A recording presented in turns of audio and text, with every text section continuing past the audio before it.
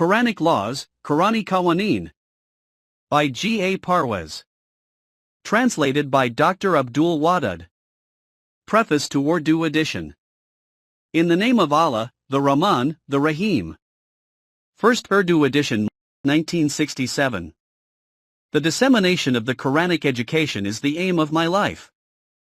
I need not go into the details of what I have produced in this connection during the past 30 to 35 years. In my own estimation, I had considered Lughatul Quran and Mafhumul Quran as the final link of this series. But afterwards I was told that without Tabweebul Quran the series shall remain incomplete, and thus I should also take this task in my own hands. What is meant by Tabweebul Quran needs to be clearly understood. The composition and compilation of the Holy Quran is no undertaking. Ordinarily the books are divided into chapters and an author writes down all that he intends to describe in the relevant chapters. But the Quranic teachings are scattered like gems throughout the pages of the Holy Book. If you want to apprise yourself of its commandments on a particular subject, you shall have to collect them from the entire book in order to bring the entire subject matter together at one place. Tabweeb means to prepare an encyclopedia, by dividing the entire Quranic teachings in separate chapters, under different subjects, so that anybody who seeks guidance from the Quran regarding a particular issue of life, may be able to find it out, at a single place, relevant to that issue. I have adopted the same methodology throughout my works in relation to the dissemination of the Quranic teachings. Since the subject of discussion in each one of my books is different, the Quranic guidance available in a particular book is related only to one particular subject. On the other hand, in Tabweebul Quran, the comprehensive Quranic guidance on any particular subject shall be readily available at one place.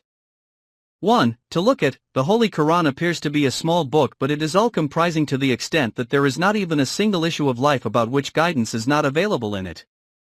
Not only that, it serves as a searchlight for all human beings who seek guidance in all ages. It is evident that the classification of a book, in this particular way, is not an easy task.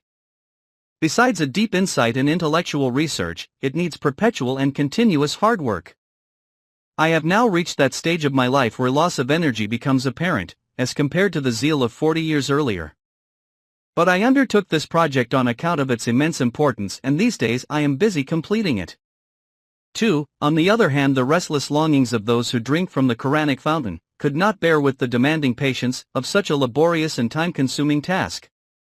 As soon as I started the work on this classification, I began to receive urgent demands for its publication.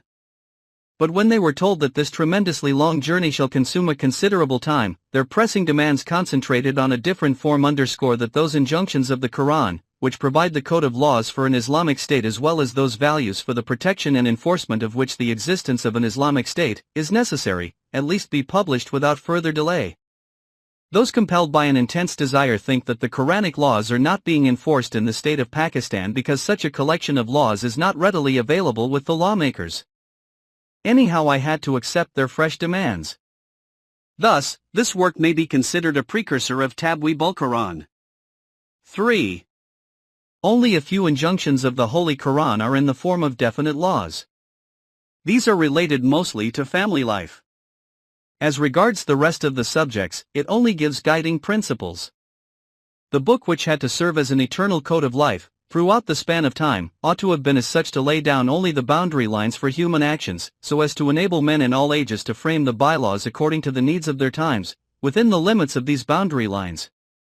These principles shall remain immutable, and the bylaws framed under their guidance shall keep changing according to the needs of the time. For example, in the Quranic principle, they conduct their affairs by mutual consultation. The principle of consultation is immutable, but the Quran has not provided the details regarding the mechanism and procedure of consultation. The Muslim Ummah in all ages shall constitute it according to its own needs. 4. As regards the laws that have definitely been prescribed by the Quran, they are of 3 different types. A. A few injunctions which come under the heading of crimes. Their punishment has also been prescribed, for example adultery.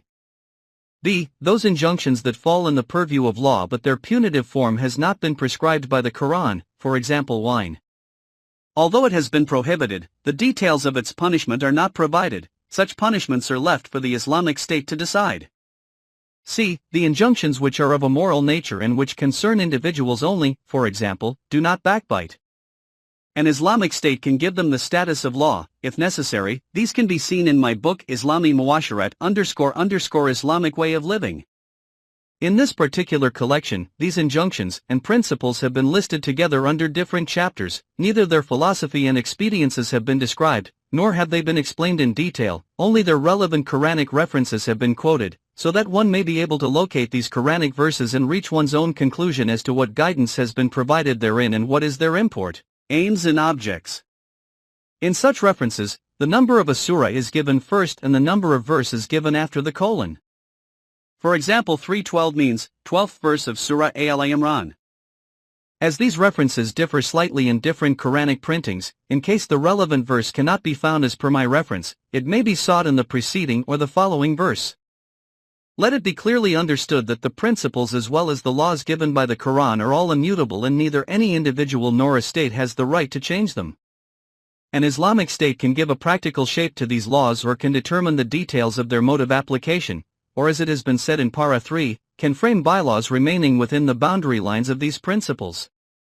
It must be kept in mind that an Islamic state can put into practice the Quranic injunctions, according to an existing state of affairs, in a gradual manner and by doing so bring the social order into the Quranic pattern. However, it has no right to take some injunctions from the Quran and others from a different source, and name this mixture as Islamic laws. According to the Holy Quran, it is a serious crime which can be the cause of disgrace in this world and destruction in the hereafter. 2:85-86. 5. I have kept this collection limited to mutual dealings. My purpose in choosing this pattern for the book is also to provide guidance for the lawmakers, if by the stroke of good luck, one day Pakistan decides to enforce the Quranic injunctions in the country. If this ever happens, I shall consider it to be a sufficient reward for my hard labors and heartfelt longings. May it be that Tabweeb ul-Quran is published by that time, which shall also encompass the other aspects of life. Thus there shall remain no excuse for anybody to say that he did not know what guidance has been given by the Quran in such and such a matter. I pray from Allah the Almighty that I may get the opportunity to complete this project. 6. In fact, no state becomes Islamic simply by the enforcement of Islamic laws or by inflicting punishments under Sharia. The primary duty of an Islamic state is the nourishing of the individuals within this social order, according to the permanent values basically provided in the Quran, and thus introducing the very spirit of these values in society. The importance of these permanent values in an Islamic state is in no way less than the introduction of laws. In my opinion, it is rather more than the laws. In view of their importance, I have consolidated the permanent values in one chapter, towards the end. These may be considered the most trustworthy, a handhold of an Islamic social order. In the first chapter, the outlines of an Islamic state in the light of the Quran have also been arranged. 7. Lastly, it is necessary to repeat the fact that all my efforts in interpreting Quranic teachings are but a human effort which cannot be considered free from error or forgetting, nor it can be considered as the last word. That is why I have only presented the Quranic verses in this collection, although at certain places conclusions have also been drawn from the purport of the text. If you do not agree with my corollaries, you may ignore them and make your own decisions by contemplating upon the text. My only objective is to facilitate the work of those intending to tread the Quranic path, helping them along according to my own ability and breadth of vision, so that they might find it easy to reach the goal. I would like to be their fellow traveler, not mentor. I shall consider myself fortunate enough if I can achieve this much. The accomplishment of my task depends on the help of Allah, whose power extends from the lowest to the highest level of His creation. October, 1967. Parwez. Second Urdu edition, 1978. The first edition of this book was published in 1967 AD. Only the references of the Quranic verses were given in it. By so doing I aimed, not only to convey to others what I have understood from the Quran myself, but to inculcate the desire in others to ponder over the Quran deeply. The object of restricting to references alone was to inspire a desire amongst those interested, to find the verses themselves, with the aid of these references and ponder over them closely, so as to explore their meaning themselves. Although that book gained vast popularity, I began to receive demands from all around that the text of the verses should also be included along with their translation and purport. My lifelong experience tells me that the nation, in general, has become accustomed to escaping from intellectual exertion and likes to have ready-made material.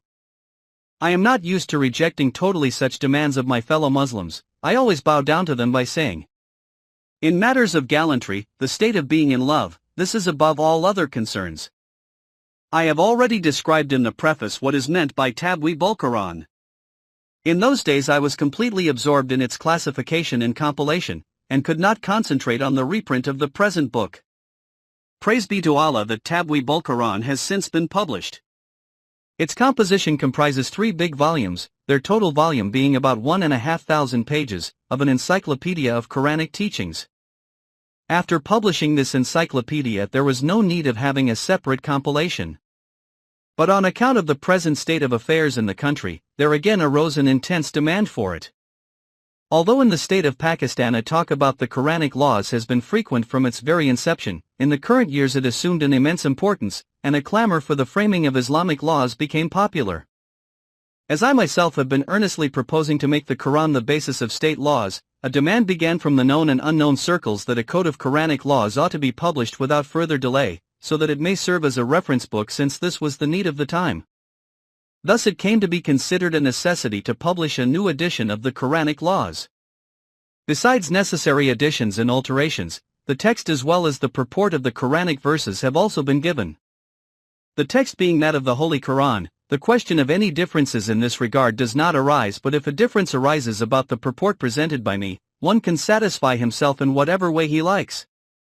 Islamic laws originate from the Quranic text and not from the purport produced by me, or anybody else. I have also drawn inferences from some of the verses. In fact, the right to draw such inferences belongs to the legislative assembly of an Islamic state, and not to any individual or sect. My inferences are not more than a pointer in this direction. In the first edition of this book, Quranic values were also included in addition to the laws, but now these have been deleted, firstly, because after the publication of Tabweeb Quran, separate publication of these values is no more required, and secondly, because I have learnt from experience that a reference book ought to be handy, so that its volume may not cause weariness in the temperament. Those in need of details may benefit from Tabweeb Quran.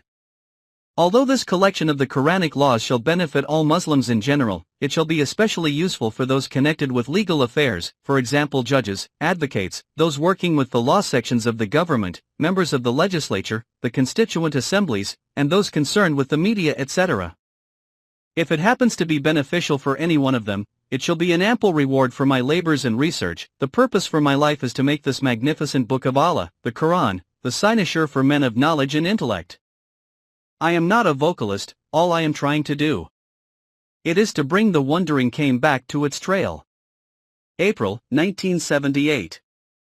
Parwez. Preface to English edition. In the name of Allah, the Rahman, the Rahim. On August 23, 1990, the chairperson of the Tului Islam Trust and its other members requested me to translate the URDU book Quranic Qawaneen by Allama Parwez into English. I laboriously spent about 3 to 4 months in preparing its manuscript, which I returned to the trust, for getting it typed, so as to enable me to provide it the required shape before printing.